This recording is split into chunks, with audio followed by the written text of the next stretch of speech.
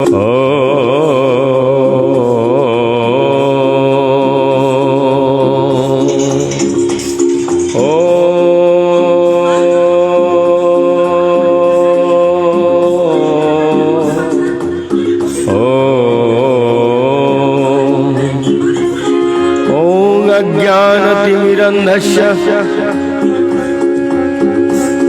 ज्ञानञ्जनशलाकया चक्षुरुन्मिलितं येन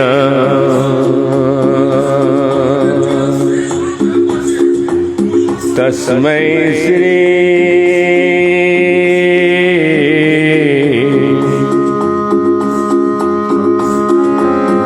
गुरवे नमः। मैं घोर अज्ञान के अंधकार में उत्पन्न हुआ था। ज्ञान रूपी प्रकाश से मेरे गुरु ने मेरी आंखें खोल दी। मैं उन्हें सदर प्रणाम करता हूँ। नमो विष्णुपादाय कृष्णपृष्ठाय भूतले श्रीमते भक्ति वैभव पुरी गोस्वामी नामिने गौरवाणी प्रचाराय दृढ़ संकल्प मूर्तये कृष्ण शक्ति स्वरूपाय श्री भक्ति प्रदायिने नमः।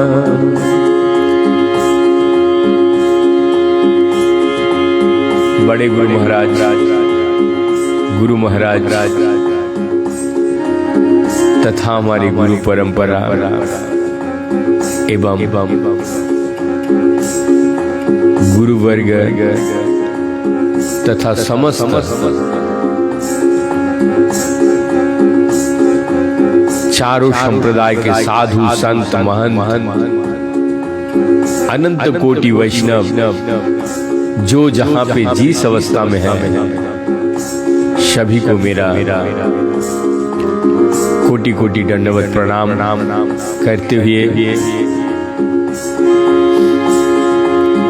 प्रतिदिन की भांति तत्पश्चात हमारे दर्शक मंडली तथा श्रोताजन जो जहां से देख रहे हैं सभी को मेरा प्यार भरा नमस्कार के साथ आज करो प्रचार हरि नाम सा हर एक मंदिर प्रतिदिन की भांति आज भी हम हरि नाम के साथ चैतन्य चरितामृत को हम सुनेंगे।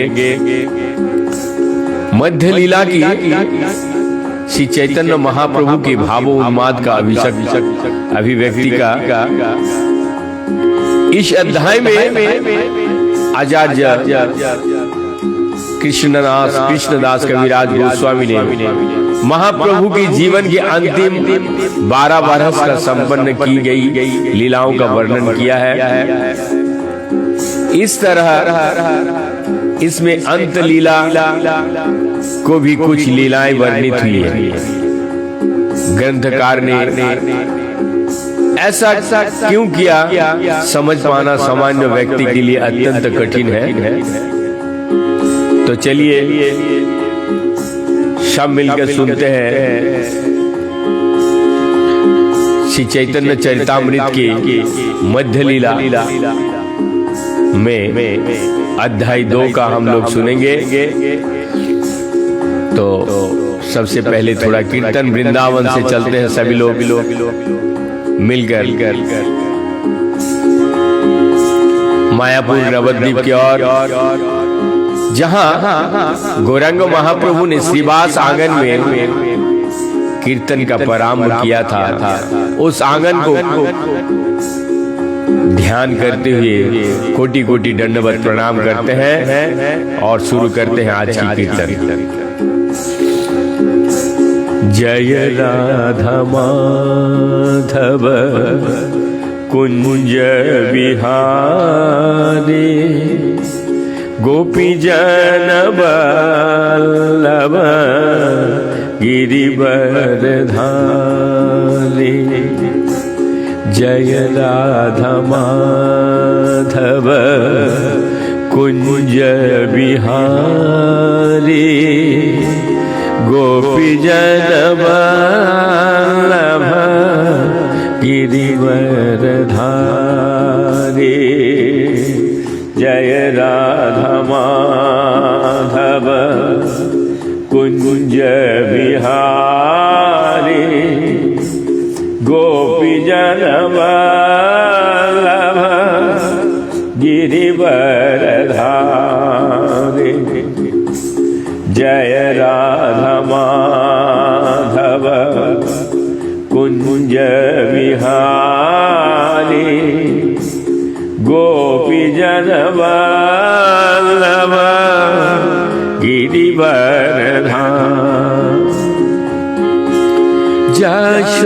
यशोदानंदन ब्रज जनरंजन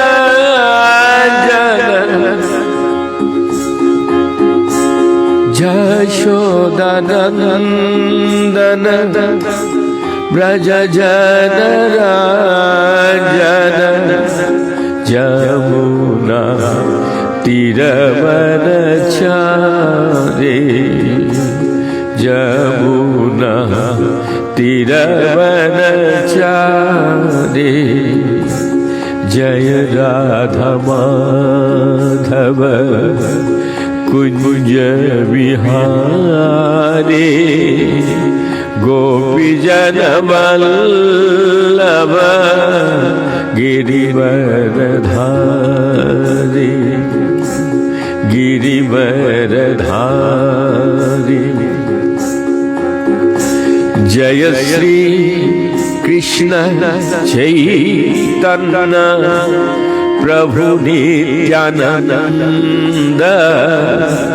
श्री अद्वैत गदाधर शिवासादि गौर भक्तवृंद जय श्री कृष्ण चैतन्य प्रभु नित्यानंद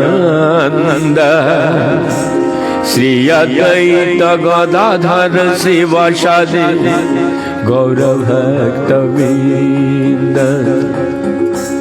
हरे कृष्ण कृष्ण कृष्ण हरे हरे हरे राम राम राम हरे हरे हरे कृष्ण कृष्ण कृष्ण हरे हरे हरे राम राम राम हरे हरे हरे कृष्ण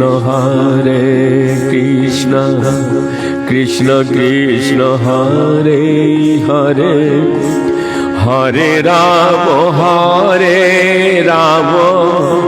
राम राम हरे हरे हरे कृष्ण कृष्ण कृष्ण हरे हरे हरे राम राम राम हरे हरे हरे कृष्ण कृष्ण कृष्ण हरे हरे हरे राम राम राम हरे हरे हरे कृष्ण कृष्ण कृष्ण हरे हरे हरे राम राम राम हरे हरे निताई गौरांग हरि हरि बोलो, हरि बोलो, हरि बोलो, हरि हरि बोलो। श्री श्री चैतन्य चरितामृत में प्रवेश करते हैं।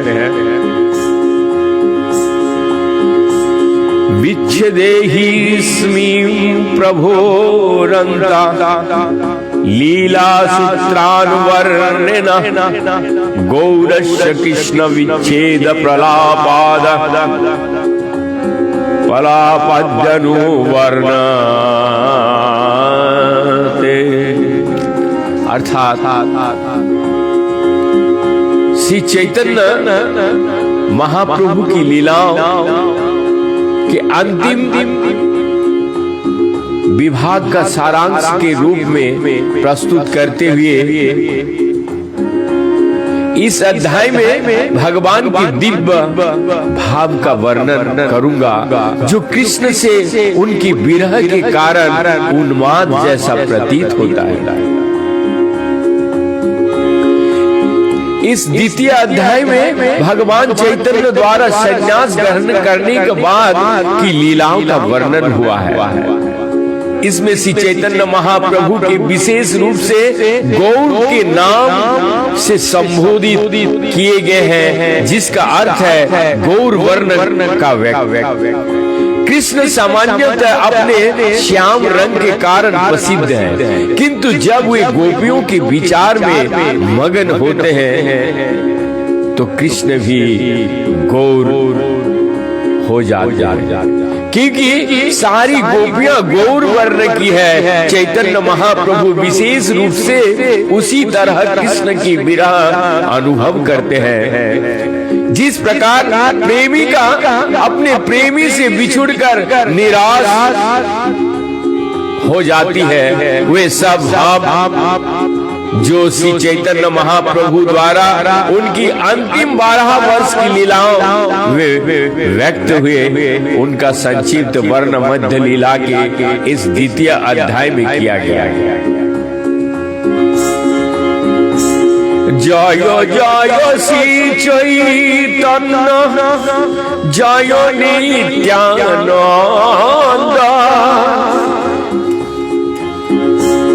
जय द्वैत चंद्र जय गौर भक्तवृंद। श्री चैतन्य महाप्रभु की जय हो, श्री नित्यानंद प्रभु की जय हो, अद्वैत चंद्र की जय हो और महाप्रभु की सारे भक्तों की जय हो।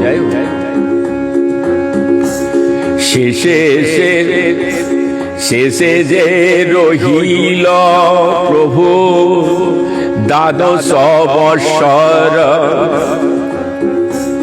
कृष्णेर वियोग स्फूर्ति हय निरंतर। अंतिम 12 वर्ष में श्री चैतन्य महाप्रभु ने अविरत कृष्ण की विरह के भाव के सारे लक्षण प्रकट किए।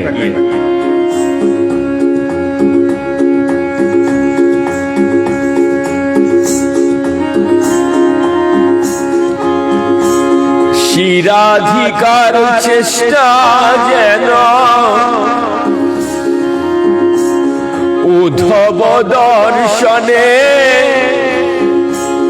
এই মত দশা প্রভু হয় रात्रि दिने। श्री चैतन्य महाप्रभु की मानसिक दशा दिन रात वैसे ही रहती थी जैसे कि राधा रानी की थी जब उद्धव गोपियों से मिलने वृंदावन गए थे। निरंतर प्रभु विरह भ्रममय चेष्टा सदा प्रलमय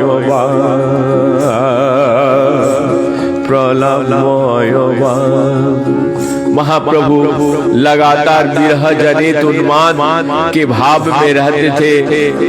उनके सारे कार्यकलाप विस्मृति तथा उनकी बातचीत सदैव प्रलाप पर आधारित रहती थी। রোমকূপের অন্তোদ্গম দ্বন্দ্ব সব হলে, রোমকূপের অন্তোদ্গম দ্বন্দ্ব সব হালে, ক্ষণে অঙ্গ খনি ক্ষণে অঙ্গ ক্ষীণ, ক্ষণে অঙ্ग फूले। उनके शरीर के समस्त रोम छिद्र से रक्त बहता था और उनके सारे दांत हिलने लगते थे। किसी क्षण उनका सारा शरीर दुबला हो जाता और दूसरी क्षण में मोटा हो जाता है। गंभीरा भी दौरे रात्रे नाही निद्रा लव, ভিতরে মুখে শিরে যাবে, ভিতরে মুখে শিরে ঘষে ক্ষত হয়ে সব। दलान के आगे छोटा कमरा गंभीरा कहलाता है। श्री चैतन्य महाप्रभु उसी कमरे में रहते थे, किंतु वे एक क्षण भर भी सोते नहीं थे। वे रात भर अपना मुंह और सिर दीवार पर रगड़ते थे रहते थे और उनके सारे मुखमंडल में घाव हो गया था।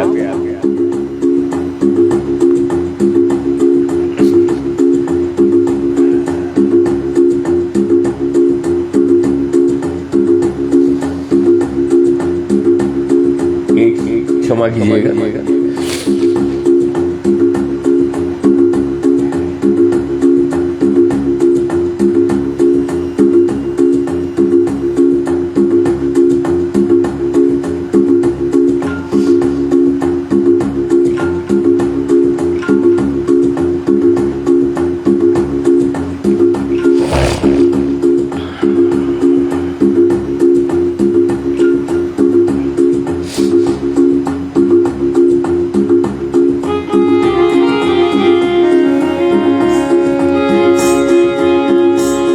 तीनों द्वारे कपाट प्रभु जाई न बाहिरे, कभु सिंह द्वारे पड़े कभु सिंधु नीरे। यद्यपि घर के 3 दरवाजे सदैव बंद रहते थे, किंतु फिर भी महाप्रभु बाहर चले जाते थे। कभी वो जगन्नाथ मंदिर के सिंहद्वार पर पाए जाते थे और कभी वो समुद्र में गिर पड़ते थे। चटक पर्वत देखी गोवर्धन भवे,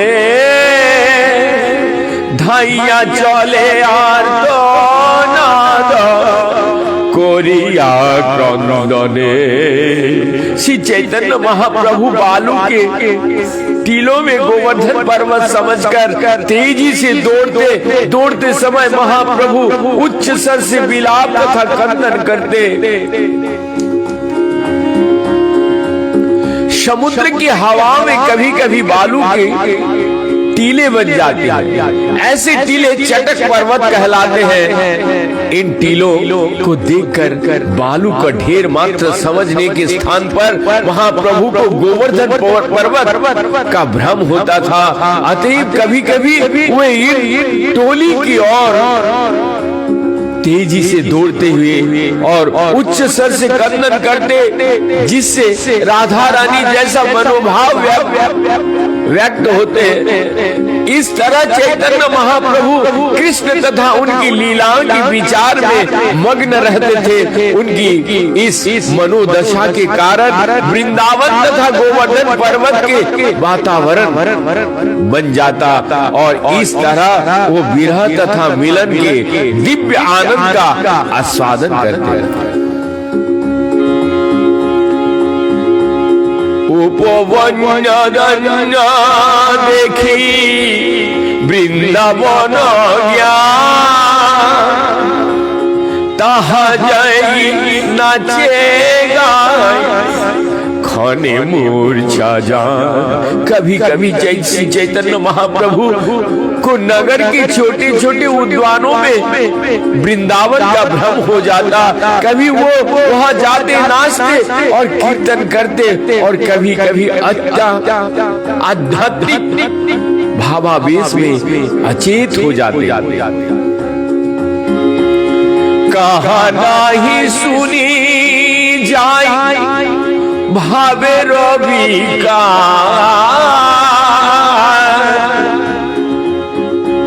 সেই ভাব হয় প্রভুর শরীরে प्रचार। दिव्य भावों के कारण महाप्रभु के शरीर में जो अद्वितीय विकार प्रकट होते हैं वो उनके अतिरिक्त किसी अन्य के शरीर में संभव नहीं है।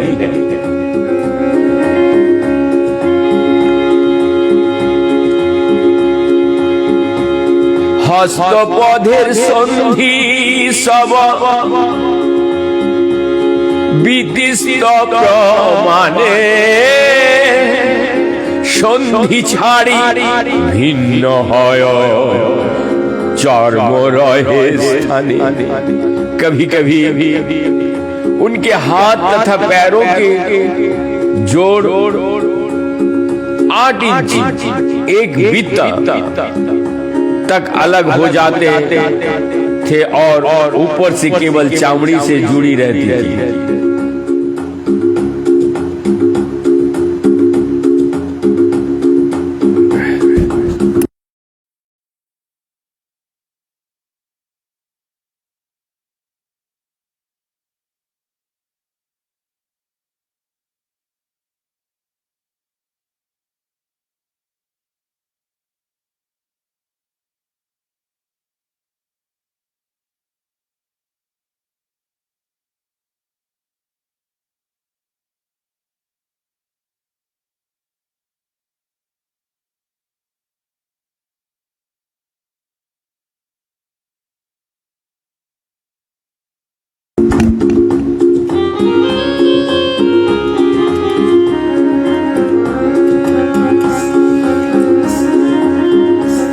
हस्तपद शिरे सब शरीर भितरे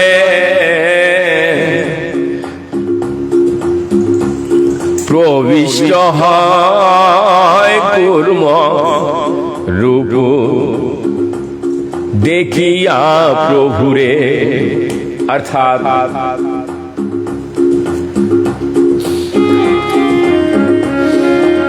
कभी कभी चैतन्य महाप्रभु पैर तथा सिर उनके शरीर के भीतर उसी तरह समा जाते जिस तरह कछुए अपने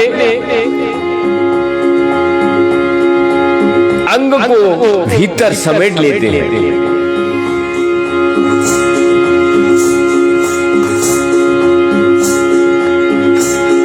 এই মত অদ্ভুত ভাব শরীরে বোকা মনেতে শূন্যতা বাক্যে হাহাতা।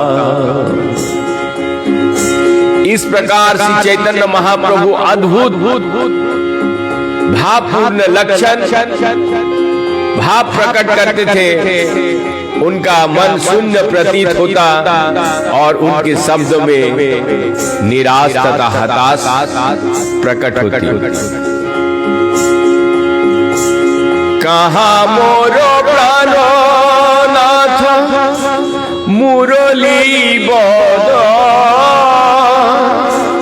कहाँ करूं कहाँ पाऊं ब्रजेंद्र नंद। श्री चैतन्य महाप्रभु अपने मन को भाव इस प्रकार प्रकट करते हैं, मुरली वादन करने वाले मेरे प्राणनाथ कहाँ है? अब मैं क्या करूं? मैं महाराज नंद के बेटे को ढूंढने कहाँ जाऊं? কাহারে কহিব কেবা জানে মোর দুঃখ ব্রজেন্দ্র নন্দন বিनु फाटे मोर बुक। मैं किससे कहूं मेरे दुख को कौन समझ सकेगा। नंद महाराज के पुत्र के बिना मेरे हृदय फटा जा रहा है। এই মত বিলাপ করে বিহল অন্তর রায়ের নাটক শ্লোক पढ़े निरंतर। इस प्रकार श्री चैतन्य महाप्रभु कृष्ण की विरह में सदैव अपने विहलता प्रकट करते और विलाप करते। ऐसे अवसरों पर वो रामानंद राय के नाटक जगन्नाथ वल्लभ नाटक से श्लोक का उच्चारण करते।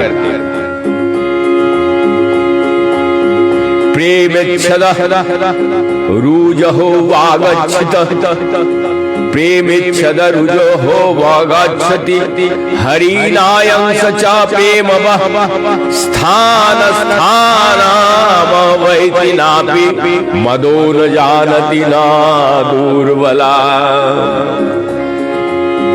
अन्यो वेदना चन्न दुःख मीखिलं जीवनं वस्त्रव्यं दीत्रानभ्य दिनानि यौवनमीदं हा हा विधे का गति।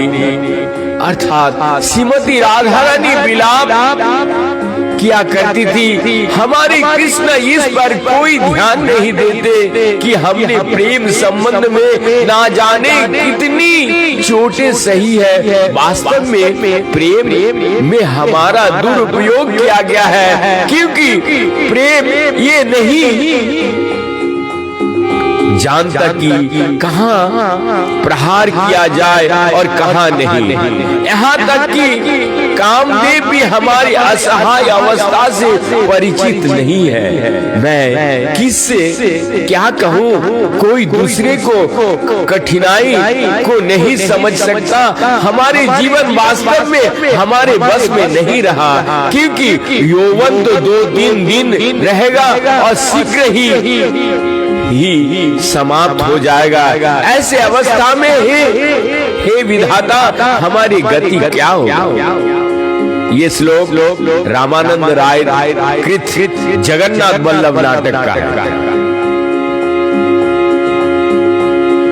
उपजिल प्रेम अंकुर भागिल जे दुख पुरा कृष्ण ताहा नहीं करे बाहिरे नगरे राजा पीथरे पाठका बाहिरे नगर राजा भीतरे सठेर का पर नारी बधे सावधान। कृष्ण के विरह में दुखी श्रीमती राधा रानी इस प्रकार कहा, ओहे मैं अपने दुख के बारे में क्या कहूँ। कृष्ण से मिलने के बाद ही मेरे प्रेम का अंकुर फूटा, किंतु उनसे विलग होने पर मुझे इतना बड़ा धक्का लगा कि वो व्याधि की तरह जाने का नाम नहीं ले रहा। ये इस व्याधि को एकमात्र वैद्य स्वयं कृष्ण है, किंतु वे भक्ति के इस अंकुरित पौधे की कोई चिंता नहीं कर रहे हैं। मैं कृष्ण के व्यवहार के बारे में क्या कहूँ।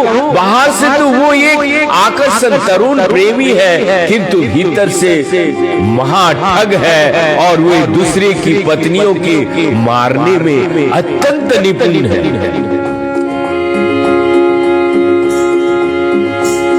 सखी है ना बुझिए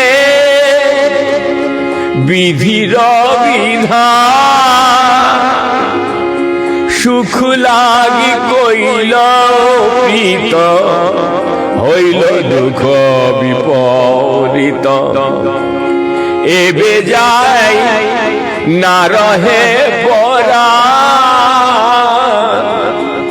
कृष्ण से प्रेम करने की परिणाम की विषय में श्रीमती राधा रानी आगे कहा, हे सखी, मैं विधाता के विधान को नहीं समझ पा रहे हैं।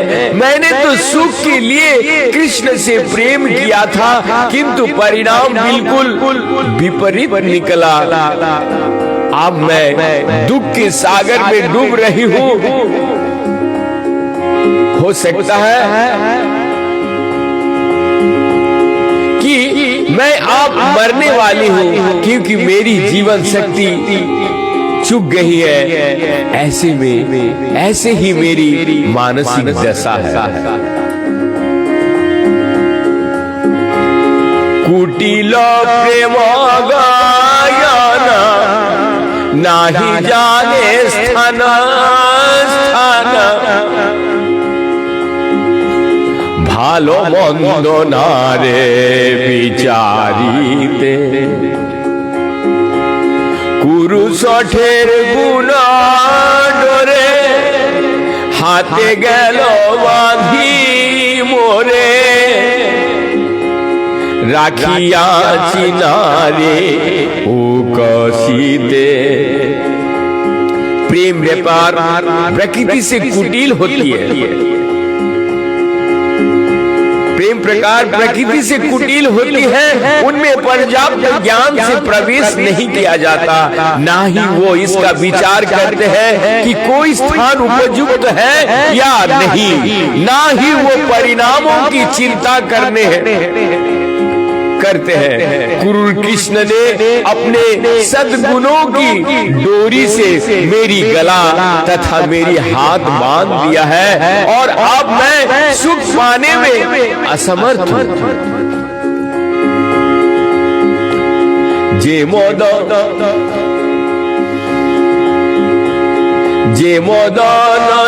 तनुहीन पर रहे परी, যে মদন তনুহীন পর দ্রোহে পরবীন, পাঁচ বানে সন্ধে অনুক্ষণ অবলার শরীর বিন্ধি কইল জর জরে, দুঃখ দেয় নালয় जीवन। मेरे प्रेम संबंध में मदन नाम का एक व्यक्ति है, उसके गुण इस प्रकार है, उसका कोई स्थूल शरीर नहीं है, किंतु वो अन्य को पीड़ा देने में बहुत ही प्रवीण है। उसके पास 5 बाण हैं, जिन्हें वो अपने धनुष पर चढ़ाकर निर्दोष स्त्रियों के शरीर में संधान करता है। इस प्रकार ये स्त्रियां जर्जर हो जाती है। अच्छा तो ये होता है कि वो बिना हिचक के मेरा प्राण लेता, किंतु वो ऐसा नहीं करता, वो मुझे केवल पीड़ा देता है।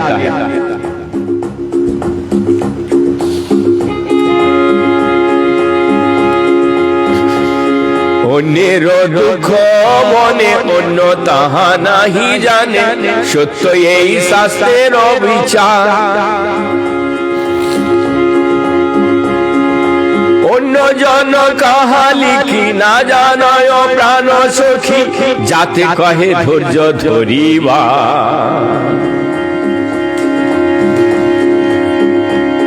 যাতে কহে ধৈর্য ধরিবা।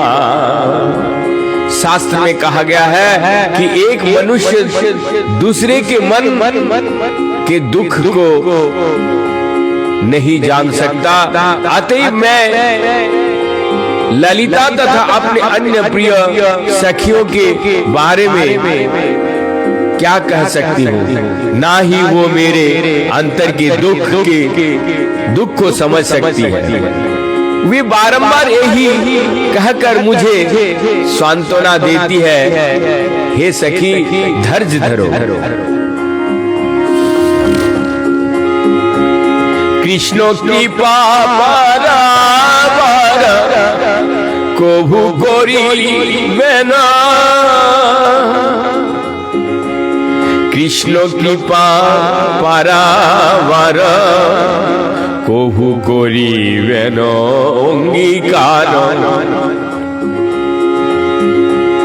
সখিত এ ব্যর্থ বচন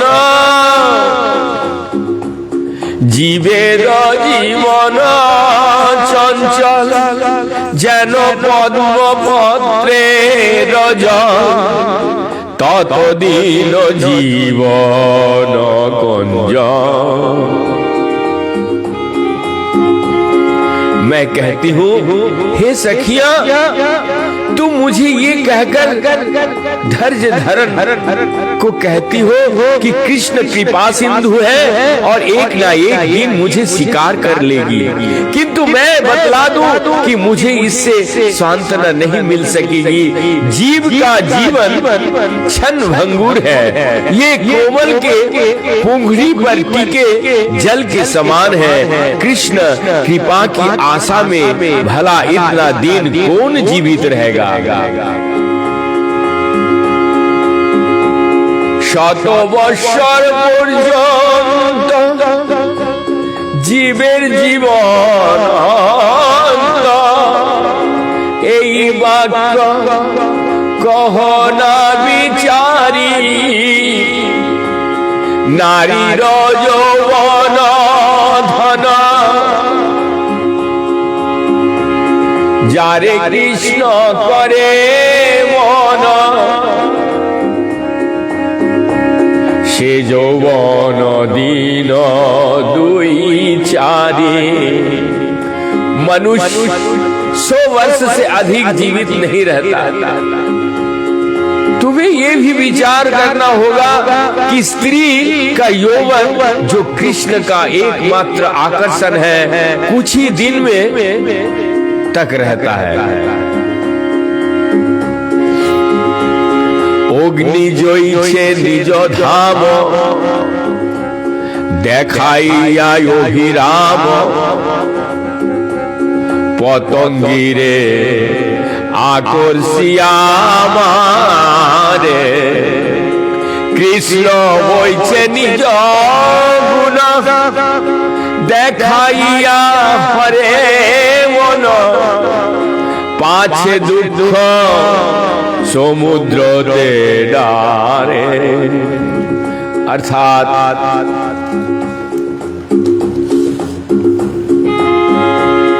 यदि तुम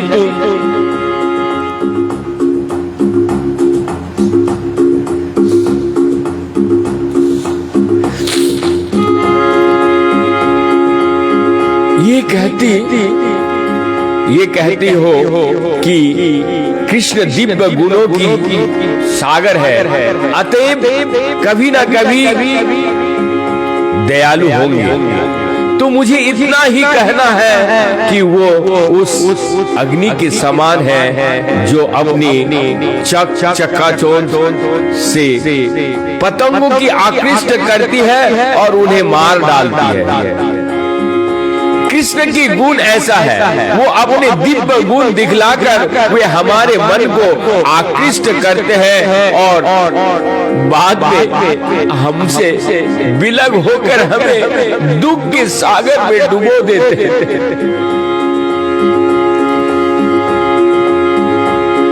एतो को बिलाप करी বিষাদেশী গৌর হরি,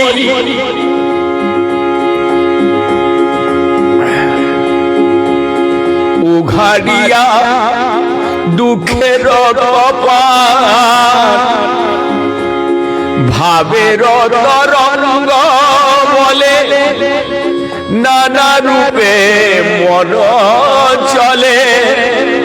আর এক শ্লোক কইল इस प्रकार से चैतन्य महाप्रभु विषाद के महासागर में विलाप करते हैं और अपने दुख के द्वारों को खोल देते। भाव की तरंगों को वशीभूत होकर उनका मन दिव्य रसों से विचरण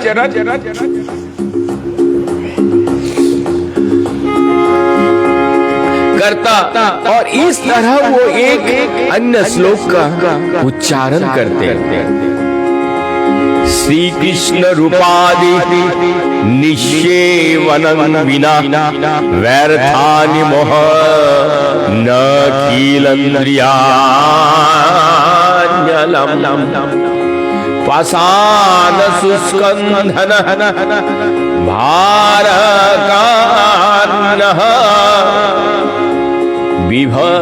विभर्मी वातानि कथं हतत्रपम्।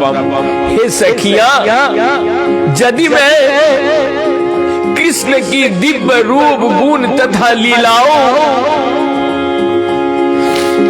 की सेवा नहीं करती तो मेरी सारे दिन तथा मेरी सारी इंद्रियां पूर्णतः व्यर्थ हो जाएगी।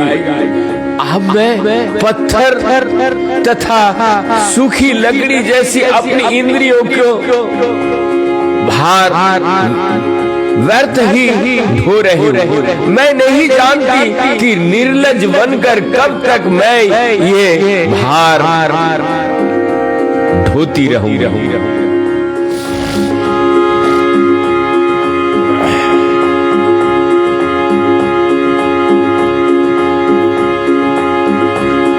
वंशी गणामृत धाम लावण्यमृत जन्म स्थान जिना देखे से चांद बदन से नयने किबा काज पड़ुकार मुंडे से नयन रहे की कारण। वंशी गणामृत धाम, उस मनुष्य की आंखों को क्या लाभ है जो कृष्ण के उस चंद्र जैसे मुख को नहीं देखता, जो मेरे सुंदरता के जन्म स्थान है और उनकी बंसी को अमृत तुल्य गीतों का अगार है, और उस मनुष्य के सिर पर वज्रपात हो जाए। उसने ऐसा आंख क्यों रखी है? कृष्ण का चंद्रमा जैसे मुख अमृत तुल्य गीतों का आगार है और उनकी बंसी का आवाज है। ये समस्त शारीरिक सुंदरता का भी मूल कारण है। गोपियों का विचार है कि यदि उनकी आंखें कृष्ण की इस ऐसे सुंदरता मुखड़ नहीं दिखती तो इससे अच्छी ये होगा कि उन पर वज्रपात हो जाए। गोपियों के लिए कृष्ण के अतिरिक्त अन्य किसी का दर्शन करना अरुचिकर एवं घृणास्पद।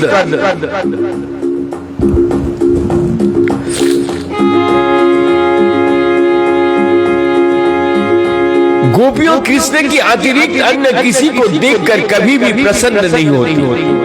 उनकी आंखों के लिए एकमात्र सांत्वना कृष्ण का चंद्रमा जैसे सुंदर मुख जो समस्त इंद्रिय के लिए आराध्य है। जब वे कृष्ण के सुंदर मुख को नहीं देख सकती तब उन्हें सब कुछ शून्य दिखता और उनकी इच्छा होती है कि उन पर वज्रपात हो जाए। कृष्ण के सुंदर जैसे विलग होने पर उन्हें अपनी आंखों को बनाए रखने का कोई औचित्य नहीं दिखता।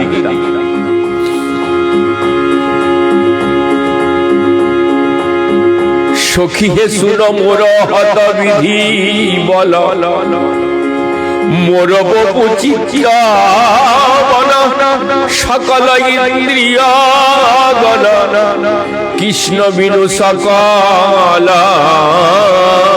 विफल। हे सखियों, कृपया मेरी बात सुनो। विधाता द्वारा प्रदत्त मेरी सारी शक्ति जाती रही है। कृष्ण के बिना मेरे शरीर, मेरी चेतना मन था, उसी के साथ मेरी सारी इंद्रिय व्यर्थ है। कृष्णेर मधुर वाणी अमृतेर तरंगिनी, तार प्रवेश नहीं जे श्रवण। काना कड़ी छिद्र सब जानी हसे श्रावण, तार जन्म होइल कारण। कृष्ण की कथाएं अमृत की तरंग के समान है। यदि ऐसा अमृत किसी की कानों में प्रविष्ट नहीं करते तो वो कान टूटे शंख की छिद्र के समान है। ऐसे कान को बनाने का प्रयोजन व्यर्थ है।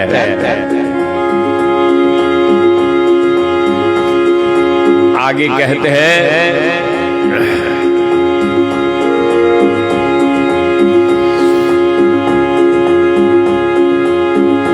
इसका तात्पर्य बहुत सुंदर है।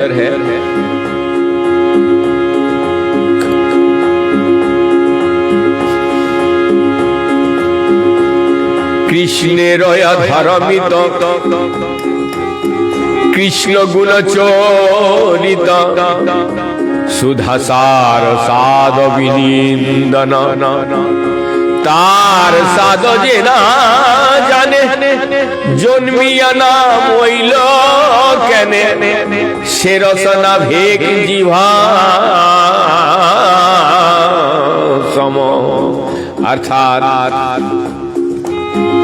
भगवान कृष्ण के होठों का अमृत तथा उनके दिव्य गुणों और चरित्र सभी अमृत के सार के स्वाद को तुच्छ बनाने वाले हैं। और ऐसे अमृत का आस्वादन करने में कोई दोष नहीं है। जो इसका आस्वादन नहीं करता उसे जन्म लेते ही मर जाना चाहिए और उसकी जीव मेढक की जीव की समान समझी जानी चाहिए।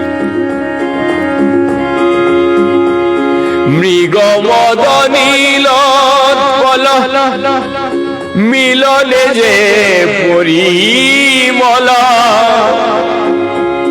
जेई हरे तार